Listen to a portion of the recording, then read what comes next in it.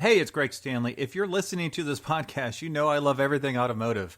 This passion has expanded to include being a car specialist consultant for RM Sotheby's. So if you need assistance buying or consigning a collector car at any one of our online or live auctions, including Scottsdale, Amelia Island, or Monterey, you can reach one of our car specialists at rmsotheby's.com, or you can email me directly at gstanley@rmsotheby's.com. This is the Collector Car Podcast, the home for the auto enthusiast. Join Greg Stanley as he applies over 25 years of insights and analytical experience to the collector car market. He will interview the experts and throw in some fun stuff as well. I need to thank this show's sponsor, who is in the business of building ultimate garages. Metron Garage is a company designing unique garages, condos, and other structures specifically for the auto enthusiast. They've got 8 models to choose from, including 2-story options, which I think is super cool, all with a very modern look and feel to them. And they come in all sizes, and they're fully customizable. You can check out them today and start speccing your own ultimate garage at metrongarage.com, where you can request a catalog or talk to someone to learn more. So be sure to check it out. Well, welcome to the Collector Car Podcast. Hey, it's Greg Stanley. I have a very special guest today. I have Bill Warner from the Amelia Island Concours d'Elegance. Bill, how you doing today? I'm doing great. I have to think about that. You know, it's a challenge every day. Well, I know we're actually recording this in April, but I know that you are ramping up like nobody's business to kick off the Amelia Island Concours d'Elegance towards the end of May. So I know we want to get to your ultimate garage, but before we do that, could you just give us an overview of what's going on this year for the Concours? Yeah, well, obviously we had to delay it because of the COVID thing. We got through last year, and COVID cracked down 3 days after our show when we honored Roger Penske, so we were lucky there. So we'll probably be the only show, I think, that is continuous. We'll have a 20 and a 21 show. And we're honoring Lynn St. James, the first woman to be Rookie of the Year at Indy.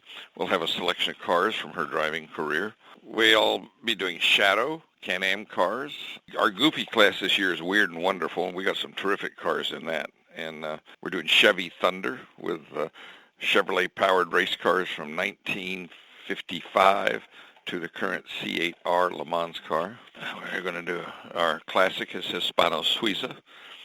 And, the normal cars you'd see to Concours d'Elegance. So it's an all-year process. Everybody seems to think, well, probably a month out, you start thinking about it. No, it doesn't work that way.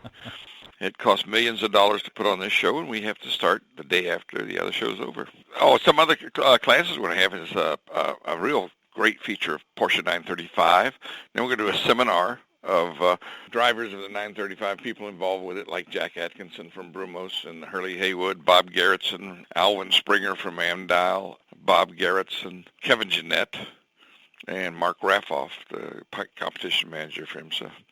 And then we've got the Chevy Thunder seminar on Friday with Herb Fischel, who headed up General Motors competition, Dr. Eric Warren, who's current head of the NASCAR program for Chevrolet, George Fulmer, David Hobbs, who is the Can-Am champion, or the Trans Am champion for Chevrolet in the Camaro, and Brian Redmond and Dale Earnhardt Jr. Yeah, it's definitely a stellar lineup. And what I really love about your Concours is that you feature a lot of race cars as well as the regular cars you would see in a Concours. So what drives that? Well, I've been around racing all my life. And when I was asked to do a Concours, I didn't want to copy other shows. I wanted to take the best of them. Like, we do the fashion component. That's directly lifted from the old Meadowbrook operation, and that goes back to what original Concours were about, fashion in the automobile or fashion in carriages. So that was one thing we wanted to incorporate, but we didn't want to be an all-classic car show. And we have 2 fairways, and we give 2 awards, Best in Concours d'Elegance, Best in Concours de Sport. And I had one judge, a European judge, says, "This is all wrong. You cannot have but one Best in Show." I said, look, we got 2 fairways, and we divided up into sports cars, race cars on one, and the classics on the other. So why shouldn't we have 2 awards? Who's to say a Ferrari GTO is more or less exciting than a Duesenberg SSJ? Yeah, that's really great. And I have to ask, you're known for having interesting classes that maybe a lot of other places haven't thought of. Where do you come up with those ideas? How does that conversation begin with your staff? It doesn't. It starts after a 6-pack of Guinness. Oh, there we go. I sit there in my brain, and I said, what would be really good this year? Like we did the great hunting cars one year. And that started 10 years earlier, me trying to get and finally succeeding with the help of Bobby Smith out of Gainesville, Texas, the King Ranch Buick, which was built by Buick in 1950, a four-door convertible Roadmaster with tooled sterling silver, and it had a bar in it and carbines in the fender, a wonderful combination, guns and alcohol. But that was a fun car to have. So I built a show on racing, on great hunting cars, and that's how that came about. This year we're doing a class called Weird and Wonderful, and I try to get some of the weirdest stuff I can. And I can always go to my friend Jeff Lane in Nashville. He has a wonderful museum, yeah. Yep. And he's bringing a car that is a full-size version of the Monopoly piece. That's kind of strange. And Wayne Carini's bringing some advertising car that was built on a Corvair base, which is kind of strange looking. So that class will be Weird and Wonderful, and we that's what we try to do. Is you have to have a class to entertain people who don't particularly like cars. They're being drugged there for one reason or another, whether they're a husband, a wife, or some friend who says, "Oh, okay, I'll go this afternoon, but I don't really care about cars." So you got to have something there to entertain them.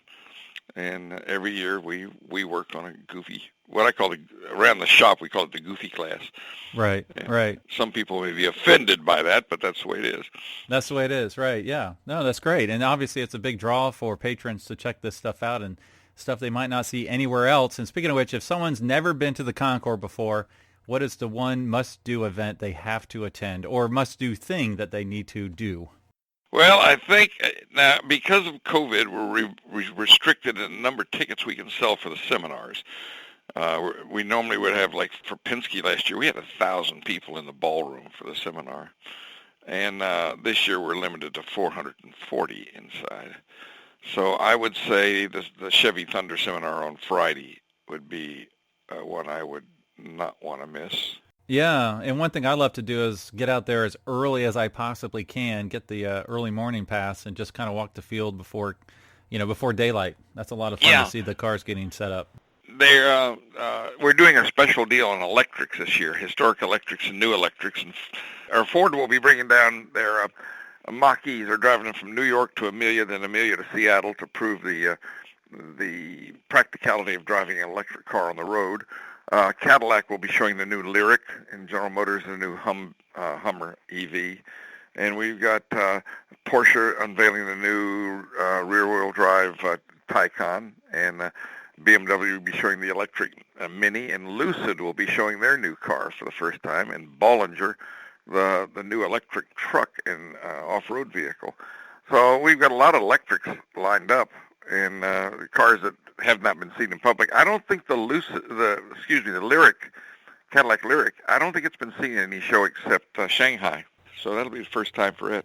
Yeah, that's a great place to check out the new stuff. Now, I would like to move on to your Ultimate Garage. Now, this is a bit of a challenge for me because when we had our talk earlier, you basically said I could have my 10 cars done in 5 minutes. And then as we were talking, you already expanded it to 15 cars. Yeah, my Ultimate Garage depends on how big the garage is, I guess. Right. So why don't we do this? Why don't we start with 10, and then we'll kind of go through each of the cars and why it earns a spot in your Ultimate Garage, and then we'll see what other cars you would like to mention, okay? Yeah, well, I broke it up into what would essentially be production cars and then race cars.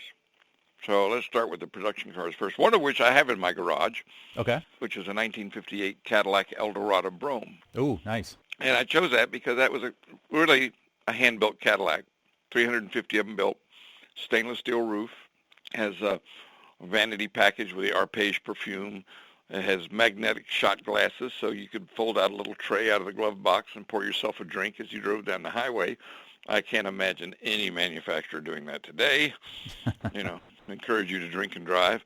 Right. It had air suspension, Autronic eye, dims the lights, memory seat, mine of which has Alzheimer's right now, but suicide doors, automatic opening trunk. This is 1957, 58 they did this.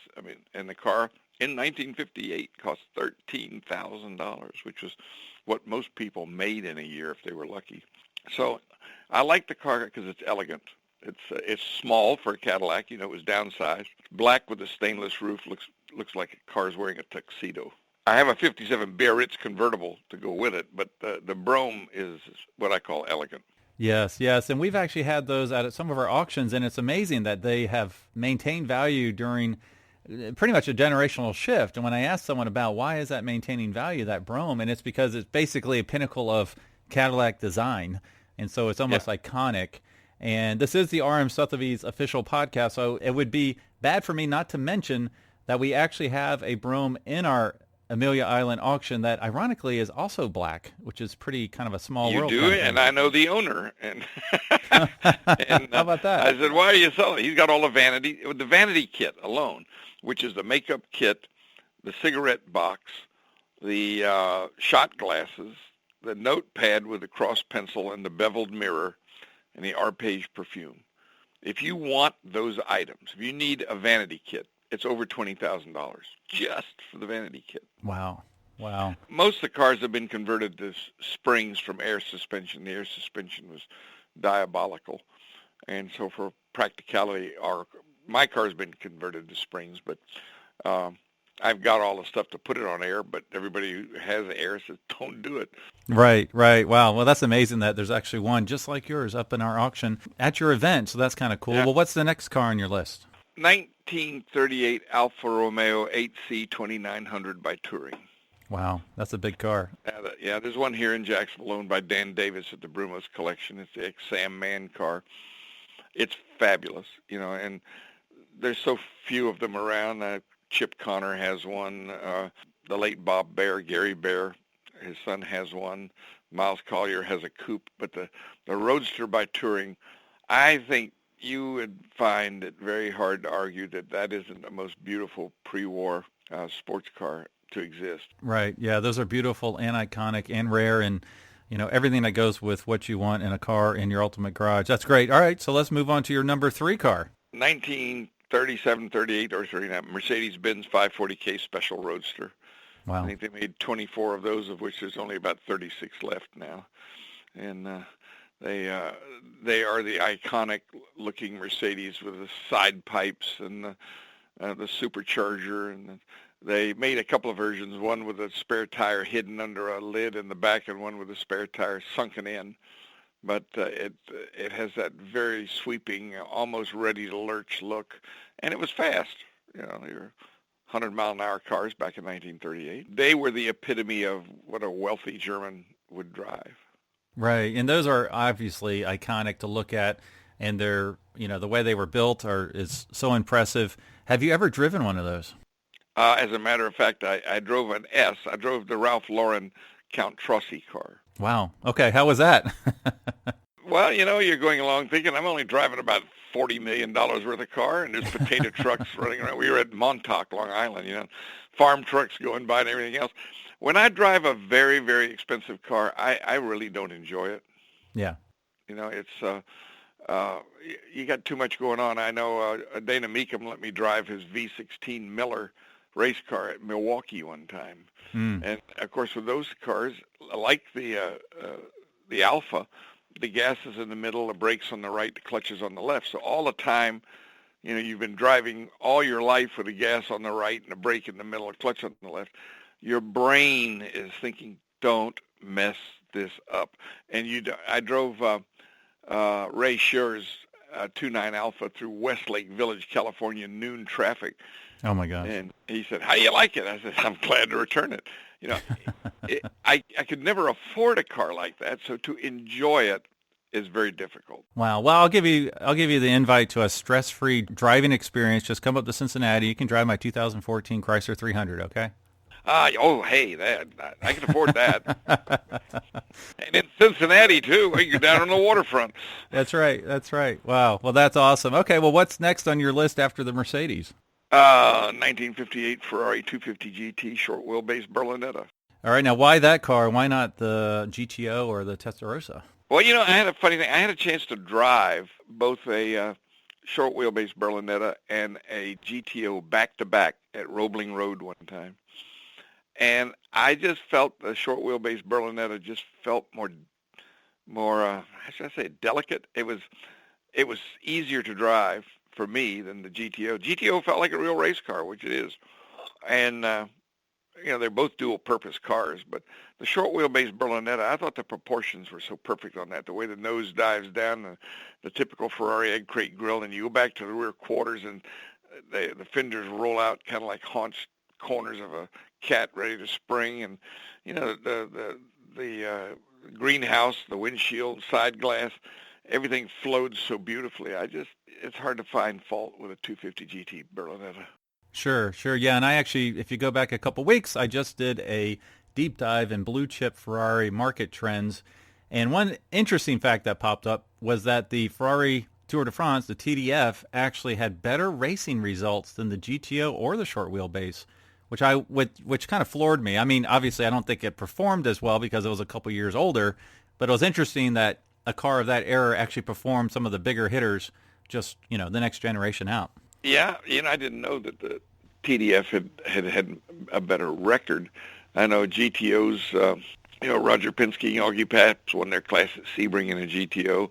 Fireball Roberts and Bob Grossman drove a GTO at Le Mans and finished well. I think they were running as high as fourth, I think. I'm not sure. Someone will call in and correct me. I think they finished seventh. But, they were always finishing high behind prototypes. Right. So I have to put that into perspective because the GTO was kind of like a Testarossa with a roof. It was really, it's very tasty, don't get me wrong, but I think I'd prefer, if I'm going to have a road car, I'd rather have the 250 GTB short wheelbase. Now, I used to work with Henry Manny at the Road and Track, and Henry had a GTO. He bought it for $6,000 and lived in Paris, and he said he traded it for a 330 GT 2+2. I said, why would you do that, Henry? Because the GTO was noisy, it leaked water, and it smelled bad. So, and today a 330 GT 2+2 is probably worth about $300,000, and a GTO is worth about $60 million. So. Right. Not a wise financial move, but at least he was happy, right? No, I don't get that happy. I can tell you that. I'd be slashing my wrists about now. Yeah. Well, you just gave us 4 iconic cars. I'm curious to see what your 5th production car is. So what is it? 59 Ferrari Series 1 Cabriolet. They made 39 of them. Long wheelbase. They made open headlight, closed headlight, split bumpers, hood scoop, no hood scoop, side vent, no. Everyone was different, and they were all owned by royalty or very wealthy people. The jazz trombonist Jack Teagarden had one. Race driver Buck Fulp had one. That car's here in Jacksonville, as a matter of fact. Covered headlight car. When I was 19 years old, I worked for a Volkswagen dealer, and the boss came back from the Miami Auto Show with number 1211, which now belongs to Lamont DuPont. And if you look at a Series 1 Cabriolet, all these Ferrari guys say, I want a Cal Spider. They made 100 Cal Spiders, 50 short wheelbase, 50 long wheelbase.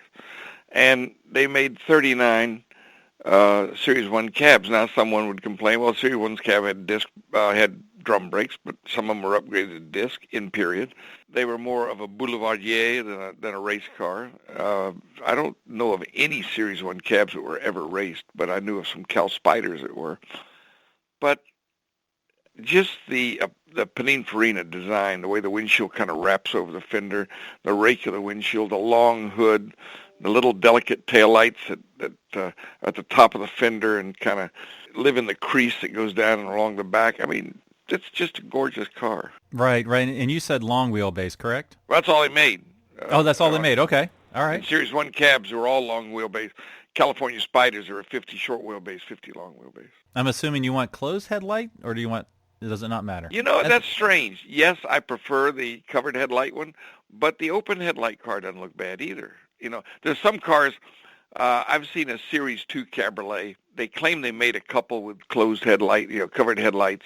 I know someone that converted his to a covered headlight car, and I saw one going down the streets of Monterey one time, covered headlight, but in my own mind I questioned whether that was factory. And it looks a little ungainly on the Series 2. On the Series 1, open or closed doesn't make any difference. The car's gorgeous. Right, yeah. Okay. Well, those are your 5 production cars. Now, we will have a time at the end to add number 11, 12, and 13, whatever you want to add, just out of curiosity. Okay. Yeah. But what are your 5 race cars. Now, this is where I'm a little fish out of water because I know a little bit about racing, but not nearly as much as you. So educate me and my listeners. I don't know if I would say that, but my first car would be a Porsche RS60 Spider. I had a chance in 1968 to buy an RSK for $2,400, and I was Wow. making $6,800 at the year, and I could see me going and tell Ms. Jane I just bought a car that has no air conditioning, no radio, no top, and I spent 1/3 of my salary on it. She would have shot me. So that was a lost opportunity. The RS60 has a slightly longer wheelbase and disc brakes, and I like them with the FIA glass windshield. They're really pretty cool. The nicest one I know of was Joe LeCobe in San Francisco had his at Amelia, and it's just really nice.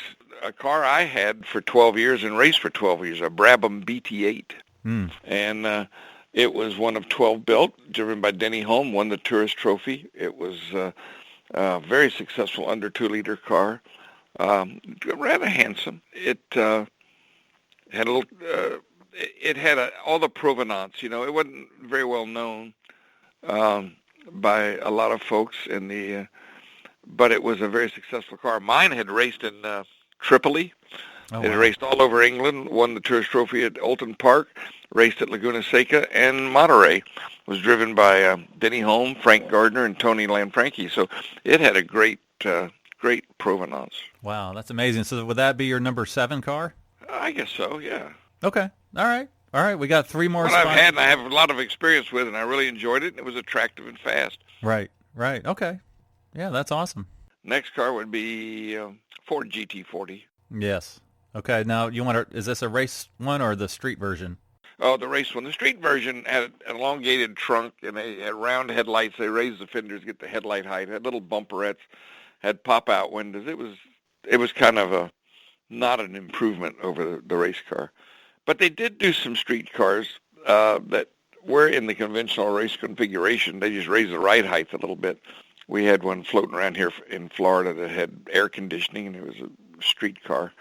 I was talking with a friend of mine Steve Pastiner, who used to head up design at the Buick Studios and owns Advanced Automotive in Rochester Hills. And we were talking about the car. He says, most cars to look right have to have a belt line, where the Right. fender joins the door and then goes to the rear fender. The Ford GT40 did not, but it's a very attractive, very well-proportioned car from an appearance standpoint. Of course, from a performance standpoint, originally came with a 289 Ford, and then later you get it with Westlake heads and Webers, and some cars were delivered with single 4 barrels, the street car was. But the GT40, just the history of the car and the look of the car is pretty good. Yeah, they are gorgeous. All right, well, you have 2 more to go. What's next on your top 10 ultimate garage list? Porsche 917. Oh, yeah. Okay, if you want to get more particular, you could get with one of the Gulf 917s or the Le Mans winning, I think it was Porsche Austria car of Halewood. Have you driven have you driven the one there that's in Jacksonville? No, I don't think I'm 6'3". I don't think I can fit in it. All right. Be worth trying, but you might hurt yourself, right? Yeah. Well, they'd have to extract me. I once got in. I was with my friend Pat Ryan, and he had Bobby Rahall's Indy car. And he said, "Get in it." And I got jammed in it, and I couldn't get in. I couldn't get out, and all the guys were sitting around laughing. I said, "Someone please help me. I'm not going to spend the night here." When you're my size, you're kind of limited to what you can drive. Right, yeah, which is a really good point because some of these cars, I was kind of wondering if I could fit in them, and I'm only 6 feet tall. So it's good to know that I need to go by your list because it seems like I could fit in the cars that you could fit in. Yeah, I've got an old Pontiac A sedan that I run in vintage racing now, and my problem is I don't have a problem fitting in it. I have a problem getting in it because I got to crawl through the window NASCAR style. Oh, my goodness. And at 78 years old, that is a challenge. The bones don't bend like they used to. Well, now we have one more technically in your top 10 list. So what would be the 10th car before we move on to a couple extra you'd like to add? Probably everybody's 10th car or first car or top car. Ferrari's P3, 4. Either P3, P4. Doesn't make a difference. They look alike. They're stunningly beautiful. Last of the aluminum coachwork cars. every line flows gorgeously. I mean, it's poetry just watching one go by. And of course, the noise of a V12 Ferrari of that ilk generates is enough to just curl your blood. I mean, anybody who would argue with me about the P3-4 should go back to driving a Trabant. Wow. Well, that's your top 10 right now. Now, we do have, a couple special mention cars here if you'd like to add a few more that were on the edge of your list, but you couldn't quite get them into your top 10. For road cars, the McLaren F1. Yep. You know, I've never driven one. We'll have one at the show this year, and we're going to be doing a presentation with McLaren over their new car, the Artura, which is a twin-turbo V6, and we're going to match it up with the F1. But the F1 is, it's amazing how valuable those cars have gotten. I think they built 64 of them. And for a modern day, I say modern day car, it's 20 years old now, 25 years old. It's still considered the benchmark for road cars. Right. Yes, and I had Wayne Carini on recently, and he had his ultimate garage, and he picked the F40, and I asked him, well, why not the McLaren F1? He said just because they're temperamental, they're hard to keep running properly, and so he picked the F40 in place of the F1, which I thought was an interesting comment. I would think it's an interesting comment too, because I'm not so sure an F40 is a waltz in the park. But Wayne works on them. I had a BMW M1 for about 12 years, and it was if you didn't drive it a lot, it was a nightmare. I mean, the distributor cap points would corrode, and you'd have to shoot it with Worth oil and put it back on, and then it would it drove all right, but it was high maintenance. Right. Yeah, and you had a very nice article about that M1 in sports car market, correct? Yeah. One guy attacked me on it. He said, I don't know what was wrong with your car. You must have bought a bad one. I had a lovely one. And then Kent Bain, my friend in Connecticut, said, amen. He said, you don't know what kind of problems these cars have. A lot of guys drive their cars. They don't work on their cars. They don't see what's happening. For example, on mine, it has two little metal A-frames that come out from the chassis. And they mount the fuel tank on them. Fuel tanks, there's one on each side. And they were two stampings welded together, and then they just dropped them on this A-frame. Well, things would move around. It would chafe it. One day I was at a post office, and I got out of the car, and I kept smelling raw fuel, and I looked, it was just dripping out of where it had chafed through the weld on the gas tank. So we took it apart and then put rubber strips on the A-frame and then set a new tank on it so that it wouldn't chafe. But, those cars were almost, and I say it in the article, the M1 was a sophisticated kit car. It had a lot of stuff pop riveted on it.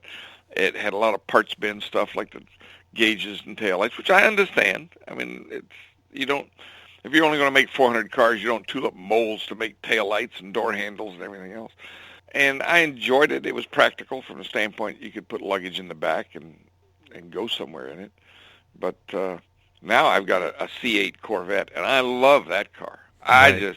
The 8-speed gearbox is magic. I got trunk room in the front and trunk room in the back. I can go on a trip with it. It's got all the goodies you'd want as far as GPS and wireless charging your phone, and you can program that car to do whatever you want and however you want it to sound, however you want it to handle. Chevrolet did a magnificent job. And when you think about it, that car's an $80,000 car. That's a lot of car for $80,000. Yeah, and I remember one stat is that the base car almost outperforms the last generation ZR1, which is just insane. Moving the engine to the back really gave it a lot more traction and usability versus previous generations. So that's amazing.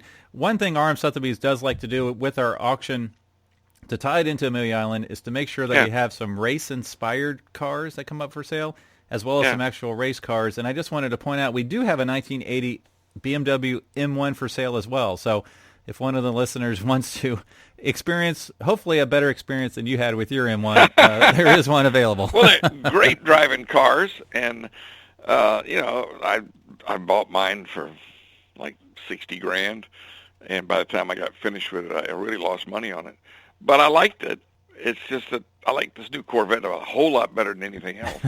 I've got a Ford GT I bought in 2005, one of the early ones, and I like it a lot too. But I couldn't go anywhere in it. There wasn't any. There was no trunk, luggage room, and they weren't practical for going on trips. And the Corvette answers that problem. It's very, very good. I got a Porsche 911 I've owned since new. I paid $7,900 for a brand new 911 in 1971. I'm driving it today, and I bumped the engine up to a 2.7 with about 220 horsepower, and it's such a good car. A 50-year-old car drives like a modern-day car for me. Yeah. No power steering, no power brakes, but easy to drive. And then I got a Ferrari Daytona, which was like driving a truck till I put the electric power steering in it, easy power steering. Just made it more manageable. But I was just thinking the other day, here's this Ferrari Daytona made in 71 and the Porsche made in 71. Porsche was $7,900. I don't know what a Daytona cost new, probably around 20, 25 grand, something like that. And if you wanted, well, I ran a Porsche on the Cannonball, so if you want to take a long trip, that's a good car to do it with. Yeah, one thing you mentioned before the call was, how did you put it? If you wanted to drive cross country, it's the Dino. If you wanted to, do a quick, I don't know, how did you put it earlier? Well, if you for general driving and around town, the 911 is terrific. And and it wasn't bad on long distances. If you want to go long distances at a high speed all day long, then the Ferrari Daytona would be the one to do it. Right, the Daytona. Yeah. The seats aren't very comfortable in Daytona. It's kind of like sitting on a small toilet. But the 911 was built for more plushy German people, I think. Right. Yes, for sure. Well, are there any other cars you'd like to mention that are just outside of your top 10 cars in your Ultimate Garage? Well, I did buy a hot rod recently, a 32 Ford Highboy that was built in Fresno in '51. Got it from Buddy Pep in Beverly Hills, and it's a traditional hot rod, flathead Mercury. Tall tires, white walls, dog dish, trim rings. Really tasteful car. That's not necessarily a car made by a certain manufacturer, but it's a car I like in the garage. Let me see. We've been weighted towards Porsche and Ferrari in my list, haven't we? Yes. I jokingly say to people there's some cars better hanging as a picture on your wall than dripping oil in your garage. Yeah, here a Countach is one of those cars because that's the car that was on my wall growing up. That looks like a doorstop, doesn't it? I like the Miura, but they tell me, I have never driven a Miura, but those that have say they get pretty unstable above about 130. And they really forced Ferrari's hand to go mid-engine. Right. When the Daytona came out, everybody thought, well, Ferrari's stuck in the front engine deal because the Miura came out in 67, 66, and it just blew everybody's mind. Transverse V12, really handsome car. But people I know have owned them say, wouldn't want to put a whole lot of time in one. Right. The car that I had in my garage, which is now in a museum in Detroit in the Eleanor and Ford house, is the Edsel Ford Speedster, which was an all-aluminum car that RM restored for Edsel Ford. And it's gorgeous. If a 1934 boat-tail Speedster. There are specific cars. Arturo and Deborah Keller brought their Caracciolo S-Class Mercedes unrestored 2 years ago, and that was a fabulous car. Here's what you've got to do. You've got to write me a check for about $100 million and let me go out and buy some things. I don't know if we could afford your list with that. Looking at some of these cars in your list, I'm like, that's $30 million. That's $12 million. That's $30 million. So maybe 120. No one ever accused me of having bad taste. That's true. That's true. There are people who have money who have bad taste, but I am the other side of the group. That's great. That's awesome. Well, one thing I like to do at the end of these is to play a little game I call Keep Cash and Crush, and I did give you a heads up on this, but still there's no way to prepare. So here we go. I'm going to give you 3 cars, one you have to keep forever, one you have to cash in, and then one you have to, unfortunately, send to the crusher. So are you ready? I'm ready. All right, so I tried to go with the race car theme. None of these cars are on your list. I'm not that cruel. But I did pick 3 race cars that are also street legal, or they were, they have the streetable version of the race car. So are you ready? I'm ready. All right, I got 3 different decades. The first one's a 1993 Dower Porsche 962, street legal Porsche 962. The next one is a 1967 Lola T70, And the third car is probably the most comfortable car, and I don't know that it had a lot of race success, but a 2004 Maserati MC12. So of those three, which one would you keep forever, which one would you cash in, and which one would you send to the crusher? So I've got to put that on one of the three. One of those cars has to go to the crusher. Is that what you're telling me? Yes, that's what I'm telling you. All right. Cash in the Dower 962. Okay. Why? Well, first, I probably couldn't fit in it. Second, it's kind of big. I saw one of them when they had here. Brumos had one in, and we had one at the show a couple of years ago. Okay. It looks swoopy, but it just doesn't do much for me. So I would cash in that one. Okay. And for the record, I picked these before I knew how tall you were. Okay. The Lola T70, I came close to buying one time, and we got a guy here in Jacksonville who builds them, brand new. Wow. I mean, Mac McClendon, and he was doing the continuation cars for Martin Borain before Martin Borain died. I'd take a Lola. I tried to buy a Lola T70 Mark IIIB, but I'd want it in a coupe configuration, and that would be a keeper. Okay. Chevy V8, pretty easy to maintain. Kind of swoopy looking, kind of in the Ford GT ilk. It was from that same era. Yep. And I hate to say it, but I'd probably crush the Maserati. I like it. You know, essentially it's an F50. If you ask me which one would I keep and sell and crush, from a financial standpoint, I'd crush the Lola and keep the Maserati, because the Maserati is essentially a Ferrari F50, right? Yeah, no, that's great. I mean, that's perfect. I mean, so you're keeping the Lola. That's great that you're keeping actually the one that might not be worth the most, but it's worth the most to you. So, no, those are great answers. I appreciate the perspective on each of those. So what's the best way for our listeners to learn more about Amelia Island Concours Elegance? Well, the easiest thing, go on our website, www.ameliaconcours.org. And we have videos on there, and we have what you can reserve. The Porsche driving experience is going to be fabulous this year. We're going to be doing it on the 8,000-foot runway at Jacksonville International Airport with Hurley Haywood. I think they're going to bring a GT3, and they're going to bring the new Taycan, and they're going to be giving high-speed rides. We were out there last week testing, and Hurley took 3 members of the airport authority for a 143-mile-an-hour ride down the runway in an all-electric car, and that was pretty cool. But unfortunately, that's sold out. They're going to tour to the Brumos collection. I would encourage everybody, go to the Brumos collection while you're down here. Yeah, that's an incredible collection. And the displays alone are worth the price of admission. No, that's great. All right, well, thank you so much, Bill, for sharing your ultimate garage with us, and we'll look forward to seeing you down in Amelia. Thank you so much. I appreciate you calling. Thanks for listening to the Collector Car Podcast. Don't forget to give us a nice rating on iTunes, and be sure to follow us on Instagram and everywhere else at the Collector Car Podcast.